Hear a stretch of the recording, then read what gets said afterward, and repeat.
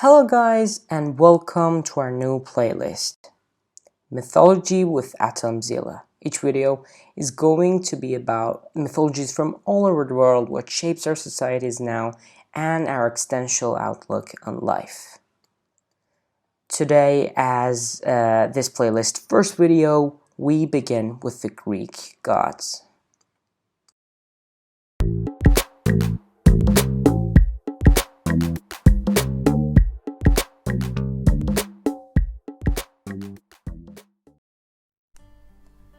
The world began with several primordial beings. First came chaos, then Gaia, earth, and finally Eros, love. From Gaia they came Uranus, heaven, who both created the Titans. Uranus disliked his children and locked them deep within the earth. Gaia, sick of having her children imprisoned, made a great sickle that she gave to her son, Cronus. Cronus hid until Uranus came to lie with his mother, then leaped out and sliced off his father's genitals, which fell into the sea. Cronus proceeded to release his fellow Titans from prison, and so the age of the Titans began. Cronus married the Titan Rhea, who gave birth to most of the major gods. Cronus, scared by a prophecy that his children would take his power, imprisoned them as soon as they were born, swallowing them whole. Rhea pleaded to Gaia for help, who, taking pity, hid Zeus after he was born on Mount Ida in Crete. When Cronus came to eat his son, Rhea fed him a stone instead, tricking the Titan. Gaia raised Zeus until he was strong enough to take on his father. The two fought, and upon defeat, Cronus was forced to release Zeus's siblings, starting the war between the gods and the Titans. The war lasted 12 years until Zeus freed the Cyclops and the 100-handed giants whom Cronus had imprisoned. The Cyclops gifted Zeus his famous thunderbolt, Poseidon his trident, and Hades a hat of darkness, tipping the balance of battle. The Titans, defeated, were thrown into Tartarus, a prison deep within the underworld, and so started the reign of the gods. Zeus, Poseidon, and Hades decided to share power, drawing lots to decide where they will roll over. Zeus got the sky, Poseidon the seas, and Hades the dead.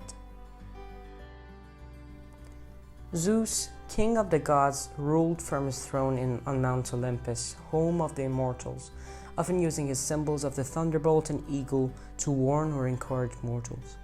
Zeus was responsible for all weather changes from lightning to snow, depending on his mood.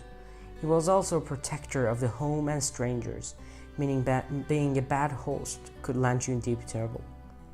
Zeus married his sister Hera, who birthed the gods Ares and Hephaestus. Zeus was also infamous for his many affairs with other goddesses, from which Athena, Hermes, Apollo, Artemis, and Persephone came. He also engaged in many affairs with mortal women, where he created the god Dionysus and many heroes like Perseus and Hercules, most of whom experienced the wrath of the jealous Hera. Poseidon, one of the most powerful gods, ruled the sea, created earthquakes, and was the god of horses, much prized in ancient society. He had a palace on Mount Olympus, but an even more magnificent one under the sea, where he spent most of his time. Sailors would have to pray Poseidon and offer sufficient sacrifice, otherwise risked a painful death at sea. It was very unwise to cross Poseidon, as he held a grudge and could deal out very harsh punishments. In the story of Theseus and the Minotaur, King Minos rules over the island Crete. Every year he sacrificed his best bull to Poseidon. One year he withheld his favorite bull, a huge white animal. Poseidon noticed, but instead of punishing Minos directly, he decided to target his wife. He made her fall in love with the bull, which eventually led to the birth of the half-man, half-bull creature called the Minotaur. Hades, the oldest of the brothers, ruled over the underworld where the spirits of the dead resided. He shared his throne with his wife Persephone, and the two were considered to be gods of fertility. The underworld had several guardians and trials, making it difficult for the dead and near impossible for the living to enter. The gates they passed the deadly river Styx. The only way to enter was to get passage from the ferryman, Charon. Charon required payment, and this is the reason why Greek burials included placing coins at the eyes of the deceased. If the soul could not afford to enter, then they were fated to wait on the shores of Styx forever. Past Charon lay Cerberus, the fabled three-headed dog who guards the gates of the underworld. And ultimately, the soul will reach the three judges of the underworld, who decide where it should go. They can choose Elysium, the fields of Asphodel, or Tartarus. Elysium is akin to heaven, a peaceful place where the souls of heroes, demigods, and especially good mortals reside. The Asphodel Meadows is a place for ordinary folk who did not achieve anything notable in life, good or evil. And Tartarus is very similar to hell and contains not only the titans, but also criminals who upset the gods who are tortured for eternity. Hera, sister and wife of Zeus and queen of the gods, was the protector of marriage and women. She was deeply respected in Greek society and also known as the goddess of birth. She was one of the most vengeful and spiteful gods, punishing women who lay with their husband and any subsequent children. When Leto was pregnant with Apollo and Artemis, Hera stopped her giving birth. She kept Io, another of Zeus' mistresses, as a affair and had her guided by the hundred-eyed monster Argus. A famous tale of her jealous vengeance is the story of Hercules. Hercules was a illegitimate son of Zeus. Hera sent servants to kill the future hero when he was just a child, but the demigod crushed the creatures with his bare hands. She later drove Hercules to madness, making him kill his wife and children, the event that sent him on his 12 labors. Athena, goddess of wisdom and war, the child of Zeus and Metis, was not born in a conventional way. Zeus received an omen that their children would take the throne from him, and so swallowed Metis while she was pregnant. After this, Zeus began to get a terrible headache.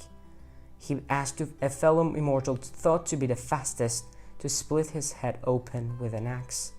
Athena was then born from his forehead, jumping out in a full battle gear while letting out a war cry.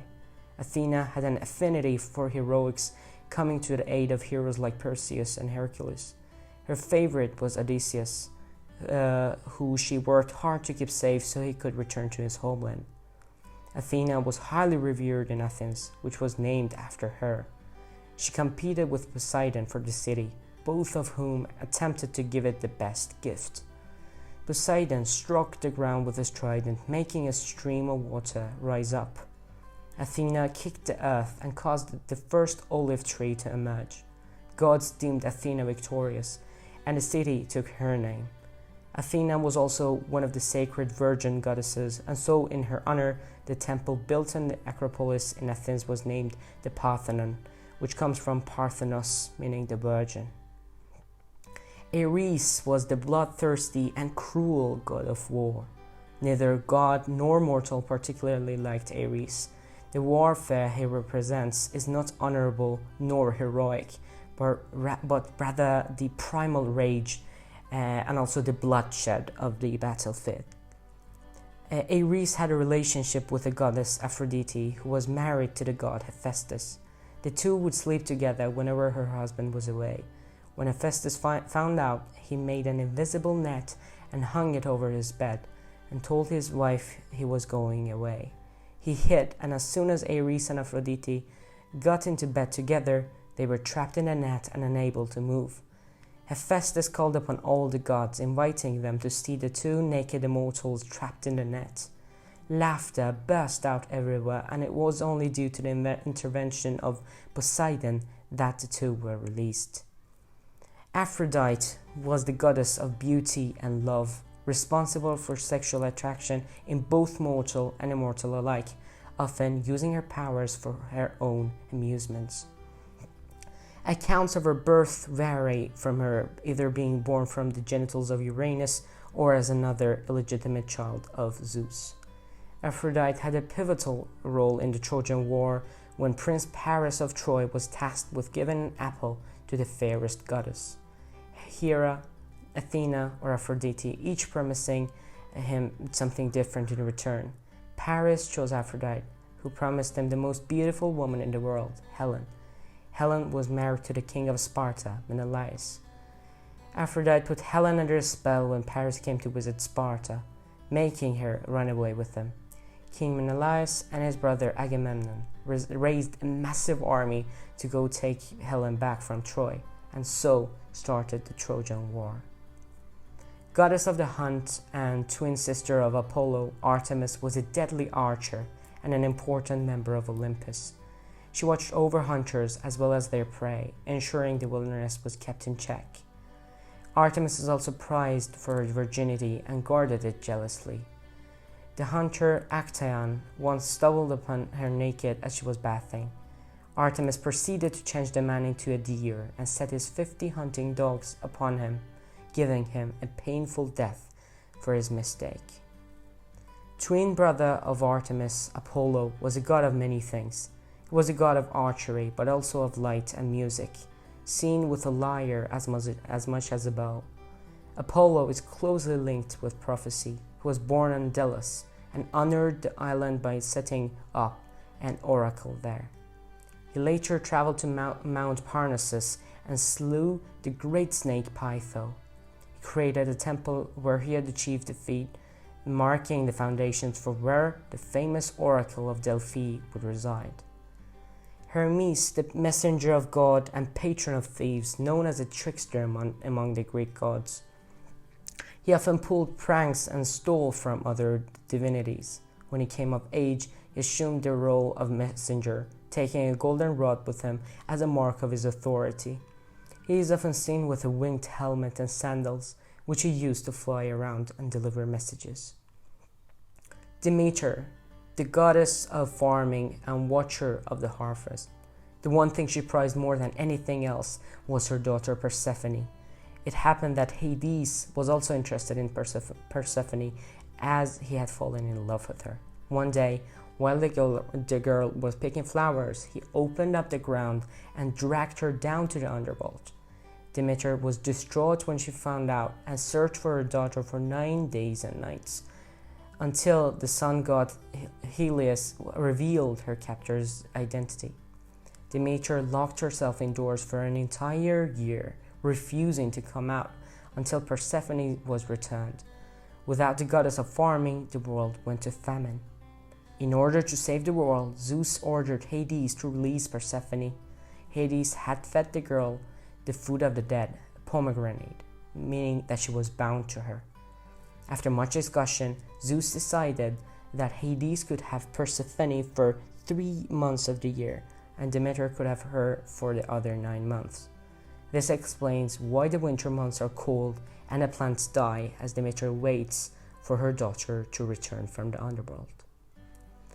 God of smithing, Hephaestus had a difficult start to life. He was born lame, and so his mother Hera decided to throw him off Olympus into the sea to drown.